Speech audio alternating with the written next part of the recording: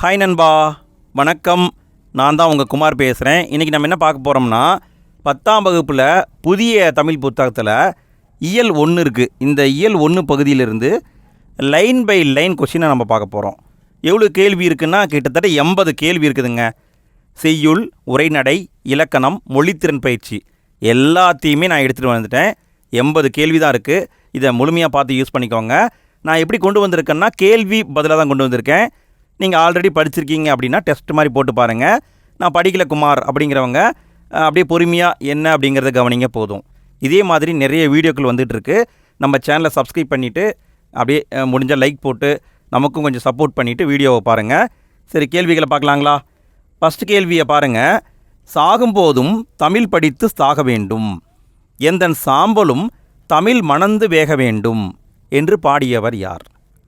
சாகும்போதும் தமிழ் படித்து சாக வேண்டும், எந்தன் சாம்பலும் தமிழ் மணந்து வேக வேண்டும்.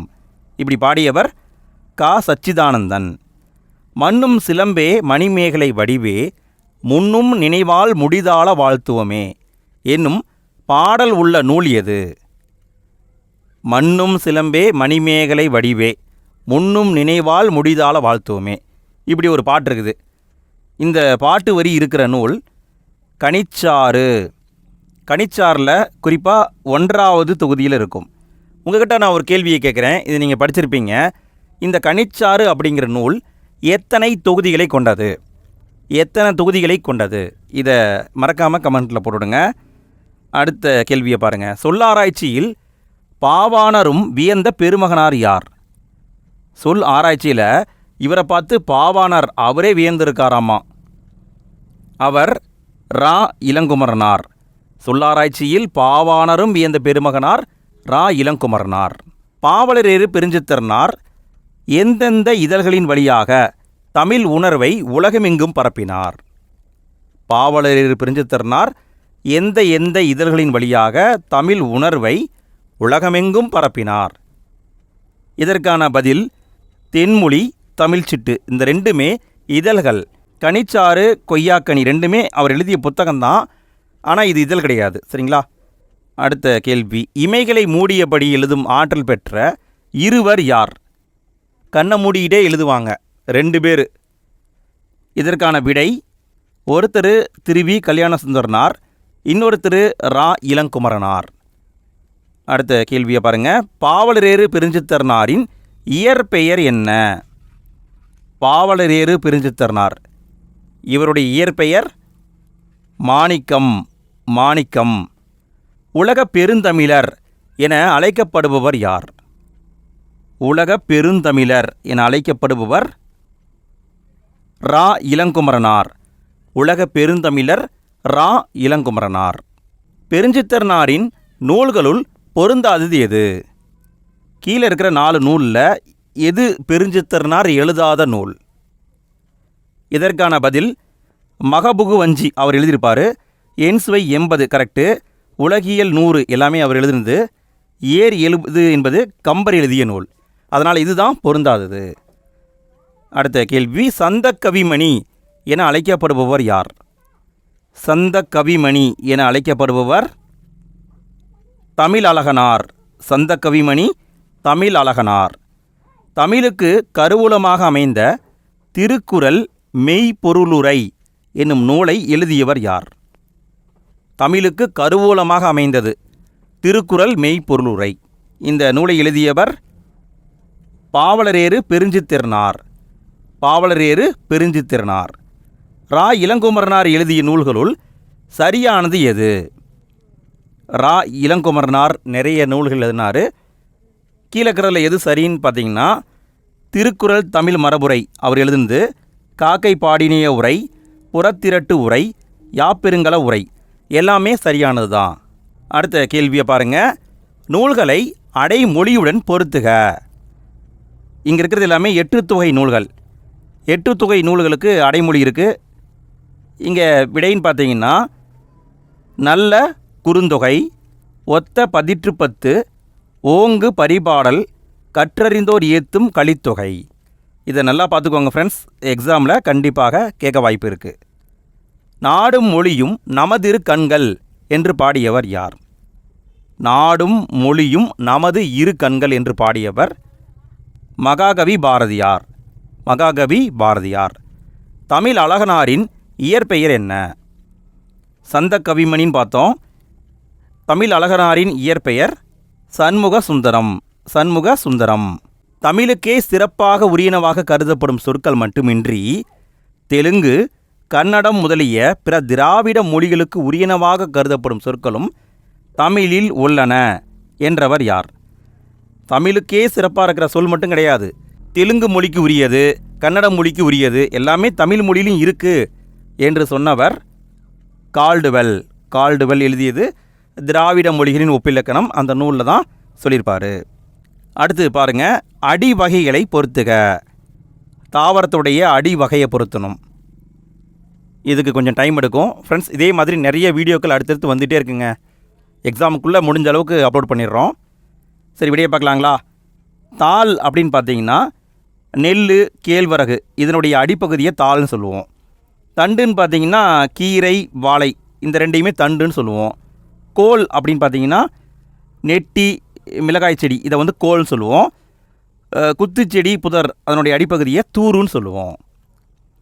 ரா இளங்குமரனார் எழுதிய நூல்களுள் சரியானது எது? ரா இளங்குமரனார் அவர் எழுதிய நூல்களை முன்னாடி நம்ம பார்த்தோம். இங்கேயும் அதே மாதிரி தான் வந்திருக்கு. விடைன்னு பார்த்தீங்கன்னா இலக்கண வரலாறு, தமிழிசை இயக்கம், தனித்தமிழ் இயக்கம், பாவனர் வரலாறு எல்லாமே ரா இளங்குமரனார் எழுதியது தான். அப்போ இங்கே விடை எல்லாமே சரிதான்.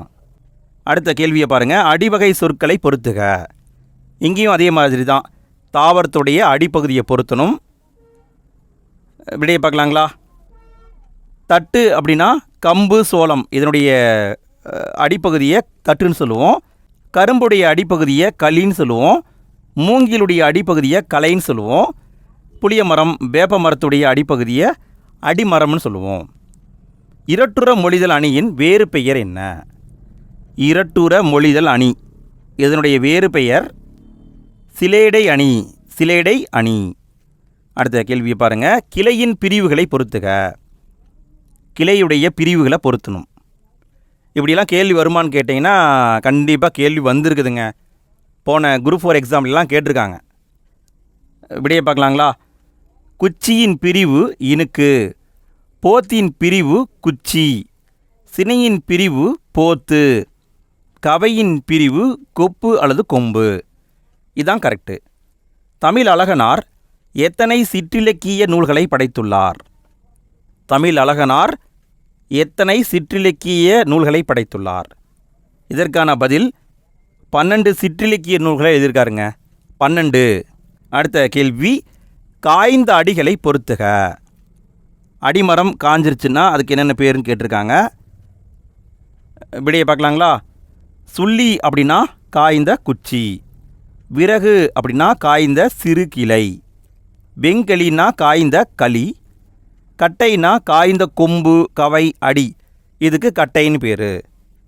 அடுத்த கேள்வி, சுப்புடு என்பவர் எதனோடு தொடர்புடையவர்? சுப்புடு அப்படின்னு ஒருத்தர் இருக்கார். இவர் எதனோடு தொடர்புடையவர்? இதற்கான பதில் இசை விமர்சகர். சுப்புடு என்பவர் இசை விமர்சகர். அடுத்த கேள்வி, இலை வகைகளை பொறுத்துக.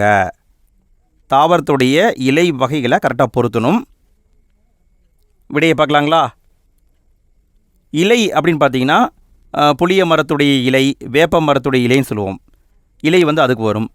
தாள் அப்படின்னு பார்த்தீங்கன்னா நெல் தாள், புல் தாள் அப்படின்னு சொல்லுவோம். தோகைன்னு பார்த்தீங்கன்னா சோளம், கரும்பு இதனுடைய இலைக்கு தோகைன்னு பேர். தென்னை மரம், பனை மரம் இதுக்கு வந்து ஓலை அப்படின்னு பேர். அடுத்த கேள்வியை பாருங்கள், சொல்லுதல் என்ற ஒரு பொருள் தரும் பல சொற்களில் பொருந்தாதது என்ன? சொல்லுதல்னு சொல்லுவோம். இதுக்கு வந்து பல சொற்கள் இருக்குது. அதை நான் கீழே கொடுத்துருக்கேன். இதில் வந்து எது பொருந்தாததுன்னு கண்டுபிடிக்கணும். விடையை பார்க்கலாங்களா? சொல்லுதல்னா இயம்பல், மொழிதல், விளம்புதல் எல்லாமே வரும். கேட்டல் வந்து வராது. கேட்டல்னா கேட்குறது, இது வந்து சொல்கிறதில் வராது. அப்போ இதுதான் வராதது. அடுத்த கேள்வி, கொழுந்து வகைகளை பொறுத்துக. தாவரத்துடைய கொழுந்து வகை எந்த தாவரத்துக்கு எந்த பேருங்கிறத பொருத்தணும். விடையை பார்க்கலாங்களா? துளிர் அல்லது தளிர் எதுக்கு சொல்லுவோம்னா நெல் புல்லுக்கு மட்டும் சொல்லுவோம். புல் தளிர், நெல் தளிர்னு சொல்லுவோம். முறி கொழுந்து அப்படிங்கிறது பார்த்திங்கன்னா புளிய மரம், வேப்ப மரம், வேப்பங்கொழுந்து, புளியங்கொழுந்துன்னு சொல்லுவோம். குருத்து அப்படின்னா நம்ம சோளத்துக்கு தான் சொல்லுவோம், சோளக்குருத்துன்னு சொல்லுவாங்க. கொழுந்தாடைனா கரும்புக்கு சொல்லுவாங்க. கரும்புடைய நுனிப்பகுதி கொழுந்தாடை. கரும்புடைய நுனிப்பகுதி கொழுந்தாடை. அடுத்தது பூவுடைய நிலைகளை பொறுத்துக. பூவுடைய நிலைகளை இங்கே கொடுத்துருக்கேன், இதை கரெக்டாக பொருத்தணும். கண்டிப்பாக எக்ஸாமில் எதிர்பார்க்கலாங்க. விடையை பார்க்கலாங்களா? அரும்பு அப்படிங்கிறது பூவுடைய தோற்ற நிலை. போது என்பது பூ விரியத் தொடங்கும் நிலை. வி அப்படின்னா பூ கீழே விழுந்த நிலை. செம்மல் அப்படின்னா பூ வாடின நிலை. இங்கே இதுதான் கரெக்டு. அடுத்தது நில வகைகளை பொறுத்துக. எந்தெந்த நிலம் எதுக்கு வருங்கிறத கரெக்டாக பொருத்தணும். விடையை பார்க்கலாங்களா? தரிசு நிலம் அப்படின்னா பயிர் செய்யாத நிலம். சிவல் நிலம் அப்படின்னா செந்நிலம் அல்லது சிவந்த நிலம். சுவல் நிலம் அப்படின்னா மேட்டு நிலம். அவல் நிலம் அப்படின்னா பள்ளமான நிலம். அடுத்தது பிஞ்சு வகைகளை பொறுத்துக. பிஞ்சு வகைகளை கரெக்டாக பொருத்தணும். பொறுத்துங்க பார்க்கலாம். ஃப்ரெண்ட்ஸ், வீடியோவுக்கு லைக் போடாத நண்பர்கள் லைக் போட்டுருங்க ஃப்ரெண்ட்ஸ். நீங்கள் போடுற லைக்கு, நீங்கள் போடுற கமெண்ட்டு எங்களுக்கெல்லாம் பூஸ்டப்பாக இருக்குது. அதுக்காக தான் நாங்கள் அப்படியே ஓடிக்கிட்டே இருக்கோம். சரி, விடையை பார்க்கலாங்களா? வடு அப்படின்னா மாம்பிஞ்சு தான் வடுன்னு சொல்லுவோம். பலாவுடைய பிஞ்சுக்கு மூசு அப்படின்னு பேர். எள்ளுடைய பிஞ்சுக்கு கவ்வைன்னு பேர். இளம்பாக்குக்கு நுழாய் அப்படின்னு பேர். அடுத்த கேள்வி, பிஞ்சு வகைகளை பொறுத்துக. இங்கேயும் அதே மாதிரி தான் பிஞ்சு வகைகளை பொருத்தணும். விடையை பார்க்கலாங்களா? கச்சல் அப்படிங்கிறது வாழைக்கு வரும். வாழையுடைய பிஞ்சு கச்சல். இளநெல்லை கருக்கல்னு சொல்லுவோம். தென்னை மரத்தில் இருக்கிறது, பனை மரத்தில் இருக்கிறது அந்த இளம் வகைக்கு குறும்பைன்னு பேர். முருங்கையுடைய இளம் பிஞ்சுக்கு சரடுன்னு பேர். அடுத்த கேள்வி, தமிழ் சொல் வளம் என்ற கட்டுரையை எழுதியவர் யார்?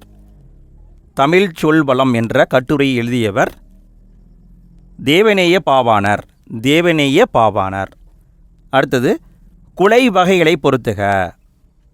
தாவர குலை வகைகளை பொருத்தணும். விடையை பார்க்கலாங்களா? கொத்து அப்படின்னா அவரை துறைக்கு வரும். அவரை கொத்து, துவரை கொத்துன்னு சொல்லுவாங்க.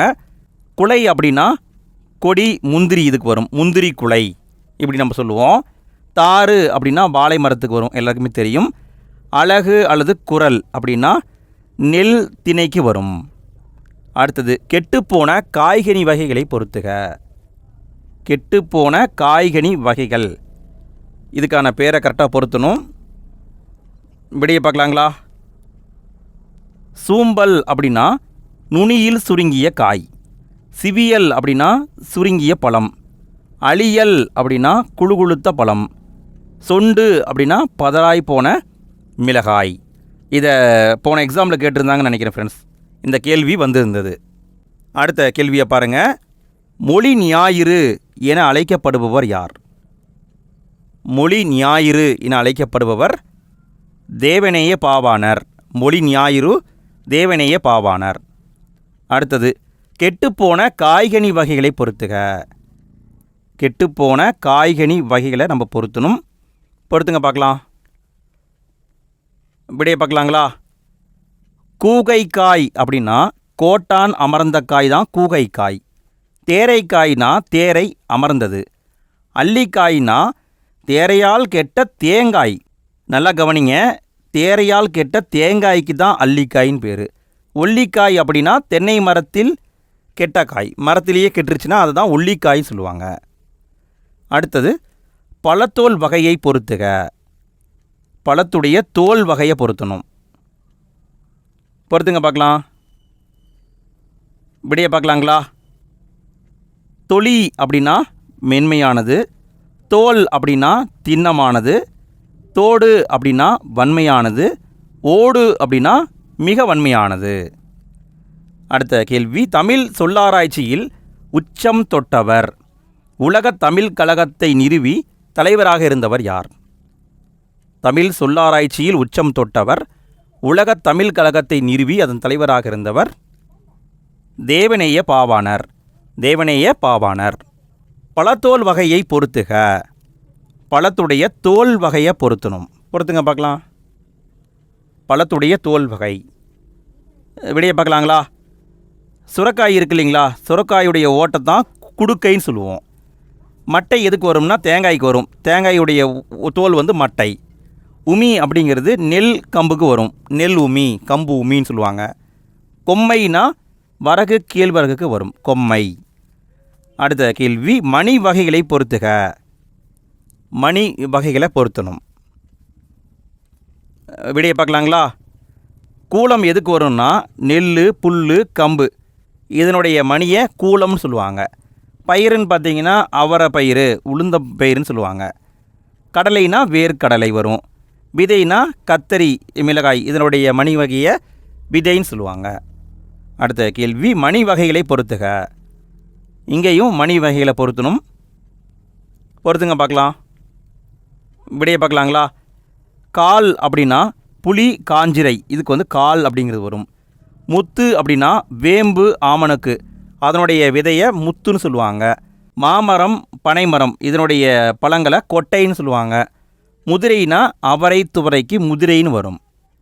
அடுத்த கேள்வி, செந்தமிழ் சொற்பிறப்பியல் அகர முதலி திட்ட இயக்குனராக பணியாற்றியவர் யார்? செந்தமிழ் சொற்பிறப்பியல் அகர முதலி திட்ட இயக்குனர். இதற்கான விடை தேவநேய பாவாணர். தேவநேய பாவாணர். அடுத்த கேள்வியை பாருங்கள். இளம் பயிர் வகைகளை பொறுத்துக. பயிருடைய இளம் பெயர் அதை நம்ம பொருத்தணும். விடையை பார்க்கலாங்களா? நாற்று எதுக்கு வருங்க? நெல், கத்தரிக்கு வந்து நாற்று வரும். கன்று அப்படின்னா மாங்கன்று, புளியங்கன்று, வாழைக்கன்றுக்கு வரும். குருத்து அப்படின்னாலும் வாழைக்கு தனியாக வரும். பிள்ளைனா தென்னம்பிள்ளைன்னு வரும். அடுத்த கேள்வியை பாருங்கள். போர்ச்சுகல் தலைநகர் லிஸ்பனில் 1554 கார்டிலா என்னும் நூல் முதலில் எந்த மொழியில் மொழிபெயர்க்கப்பட்டது? போர்ச்சுகலுடைய தலைநகர் லிஸ்பன். 1554 அங்கே கார்டிலா அப்படிங்கிற நூலை முதல்ல தமிழில் மொழிபெயர்த்தாங்க. தமிழில் தான் மொழிபெயர்த்தாங்க. இந்திய மொழிகளில் மேலை நாட்டு எழுத்துருவில் முதலில் அச்சேறிய மொழி எது? இந்திய மொழிகளில் மேலை நாட்டு எழுத்துருவில் முதலில் அச்சேறிய மொழி தமிழ் மொழி. தமிழ் மொழி. அடுத்த கேள்வியை பாருங்கள். இளம் பயிர் வகைகளை பொறுத்துக. பயிர் வகைகளை நம்ம பொருத்தணும். விடையை பார்க்கலாங்களா? குட்டி எதுக்கு வரும்? விழாவுக்கு வரும். குட்டி விழாவுக்கு வரும். மடலி அல்லது வடலி அப்படின்னா பனை மரத்துக்கு வரும். பைங்கூழ் அப்படின்னா சோளத்துக்கு வரும். பிள்ளைனா தென்னம்பிள்ளைன்னு வரும். அடுத்த கேள்வி, உலகத்திலேயே ஒரு மொழிக்காக உலக மாநாடு நடத்திய முதல் நாடு எது? உலகத்திலேயே ஒரு மொழிக்காக உலக மாநாடு நடத்திய முதல் நாடு எது? இதற்கான பதில் மலேசியாங்க. மலேசியா. மலேசியாவில் தான் முதல் உலக தமிழ் மாநாடு நடந்திருக்கும். எந்த ஆண்டு நடந்தது அப்படிங்கிறது தெரிஞ்சால் கமெண்ட்டில் போட்டுடுங்க பார்க்கலாம். உலகத்தமிழ் மாநாடுகளை நல்லா படிச்சுக்கோங்க ஃப்ரெண்ட்ஸ். கண்டிப்பாக தேர்வில் கேட்க வாய்ப்பு இருக்குது. அடுத்த கேள்வியை பாருங்கள். பன்மொழி புலவர் என அழைக்கப்படுபவர் யார்? பன்மொழி புலவர் என அழைக்கப்படுபவர் கா. அப்பாத்துரையார். பன்மொழி புலவர் அப்பாத்துரையார். அடுத்த கேள்வி, தமிழ்நாட்டு நெல்லில் எத்தனை உள் வகைகள் உள்ளன? தமிழ்நாட்டில் நெல்லில் 60 உள் வகைகள் உள்ளன. 60 உள் வகைகள் இருக்குது. உரைநடையின் அணிகலன்கள் என்ற கட்டுரையின் ஆசிரியர் யார்? உரைநடையின் அணிகள் இது ஒரு கட்டுரை. இந்த கட்டுரையின் ஆசிரியர் எழில் முதல்வன். எழில் முதல்வன். 1983 முதல் தமிழ் கணனி எது? முதல் தமிழ் கணனி உருவாக்கப்பட்டது 1983. அதனுடைய பெயர் திருவள்ளுவர். திருவள்ளுவர். குறிஞ்சி மலர் என்னும் நூலின் ஆசிரியர் யார்? குறிஞ்சி மலர் என்ற நூலின் ஆசிரியர் நா. பார்த்தசாரதி. குறிஞ்சி மலர் என்ற நூலின் ஆசிரியர் நா. பார்த்தசாரதி. உவமையும் பொருளும் வேற்றுமை ஒழிவித்து ஒன்றென மாட்டின் அஃது உருவகமாகும் என்றவர் யார்? உவமையும் பொருளும் வேற்றுமை இல்லாமல் ஒன்றே அப்படின்னு சொன்னால் அதை தான் உருவகம் சொல்கிறாங்க. இப்படி சொன்னவர் தண்டி சொல்லியிருக்காரு. தண்டி. அடுத்த கேள்வியை பாருங்க. களம்புகத் துடித்து நின்ற உனக்கு வெற்றிச்சாறு கிடைத்து விட்டது, உண்டு மகிழ்ந்தாய், உன் புன்னகைதான் அதற்கு சான்று என்றவர் யார்? இந்த வரிகளை சொன்னவர் யாருன்னு கேட்டிருக்காங்க. இதற்கான பதில், இதை சொன்னவர் அறிஞர் அண்ணா. அடுத்த கேள்வியை பாருங்க. எடுத்துக்காட்டு உவமை அணியை உரை நடையில் பயன்படுத்துவதை டேஸ் என்பர். எடுத்துக்காட்டு உவமை அணி இதை உரைநடையில் பயன்படுத்தினாங்கன்னா அதுக்கு பேர் இணை ஒப்புன்னு பேர். இணை ஒப்பு. மழையும் புயலும் என்ற நூலின் ஆசிரியர் யார்? மழையும் புயலும் என்ற நூலின் ஆசிரியர் வா. ராமசாமி. மழையும் புயலும் என்ற நூலின் ஆசிரியர் வா. ராமசாமி. அடுத்த கேள்வியை பாருங்க. உயிரற்றவை உயிர் உள்ளன போலவும் உணர்வு இல்லாத பொருட்களை உணர்வு உடையன போலவும் கற்பனை செய்வது என்ன? உயிரே இல்லை, ஆனால் உயிர் இருக்கிற மாதிரி அதை காட்டுவாங்க. உணர்வு இருக்காது, உணர்வு இருக்கிற மாதிரி காட்டுவாங்க. இப்படி காட்டினா அதுக்கு பேர் இலக்கணை. இலக்கணை. தமிழ் இன்பம் என்ற நூலின் ஆசிரியர் யார்? தமிழ் இன்பம் என்ற நூலின் ஆசிரியர் ராபி சேதுப்பிள்ளை. ராபி சேதுப்பிள்ளை. அடுத்த கேள்வியை பாருங்கள். நாட்டுப்பற்று என்னும் கட்டுரை தொகுப்பின் ஆசிரியர் யார்? நாட்டுப்பற்று அப்படிங்கிறது ஒரு கட்டுரை தொகுப்பு. இந்த கட்டுரை தொகுப்பின் ஆசிரியர் மு. வரதராசனார். மு. வரதராசனார். பெரியாருடைய பெரும்பணியை நான் ஒரு தனி மனிதனின் வரலாறு என்றல்ல, ஒரு சகாப்தம், ஒரு காலகட்டம், ஒரு திருப்பம் என்று கூறுகிறேன் என்றவர் யார்? பெரியாருடைய பணி ஒரு சகாப்தம், ஒரு காலகட்டம், ஒரு திருப்பம் என்று சொன்னவர் அறிஞர் அண்ணா. அறிஞர் அண்ணா. அடுத்த கேள்வியை பாருங்க. எழில் முதல்வனின் இயற்பெயர் என்ன? எழில் முதல்வன் இவருடைய இயற்பெயர் மா. ராமலிங்கம். மா. ராமலிங்கம். எழில் முதல்வன் எழுதிய நூல்களுள் பொருந்தாதது எது? நல்லா கவனிங்க. எழில் முதல்வன் சில நூல்கள் எழுதியிருக்காரு. இங்கே இருக்கிற நூல்களில் பொருந்தாதது இனிக்கும் நினைவுகள் வரும், எங்கெங்கு காணினும் வரும், யாதுமாகி நின்றாய் வரும், ஆற்றங்கரை அருகினிலே, இது வராது. இதை இவர் எழுதலை. எழில் முதல்வனின் சாகித்ய அகாதமி விருது பெற்ற நூல் எது? எழில் முதல்வன் இவருக்கு சாகித்ய அகாதமி விருது கிடச்சிருக்கு. எந்த நூலுக்கு கிடச்சதுன்னா புதிய உரைநடை என்ற நூலுக்கு கிடச்சது. புதிய உரைநடை. அடுத்த கேள்வியை பாருங்கள். மொழிக்கு முதல், இடை, கடை ஆகிய மூன்றிலும் வரும் அளபடை என்ன? அளபடை 3 இடத்துலையும் வரும். மொழிக்கு முதல்லையும் வரும், இடையிலும் வரும், கடையிலும் வரும். இப்படி வந்தால் அதுக்கு என்ன பேருங்க? இதற்கான பதில் செய்யுள் இசை அளபடை. செய்யுள் இசை அளபடை. அடுத்த கேள்வியை பாருங்கள். பொறுத்துக. அளபடையை கரெக்டாக பொருத்தணும். விடையை பார்க்கலாங்களா? செய்யுள் இசை அளபடைனா செய்யுளில் ஓசை குறையும், ஓசை குறைஞ்சா வர்றது தான் செய்யுள் இசை அளபடை. இன்னிசை அளபடைனா செய்யுளில் ஓசை குறையாது, குறையாமல் இனிய ஓசைக்காக அளபெடுக்கும்.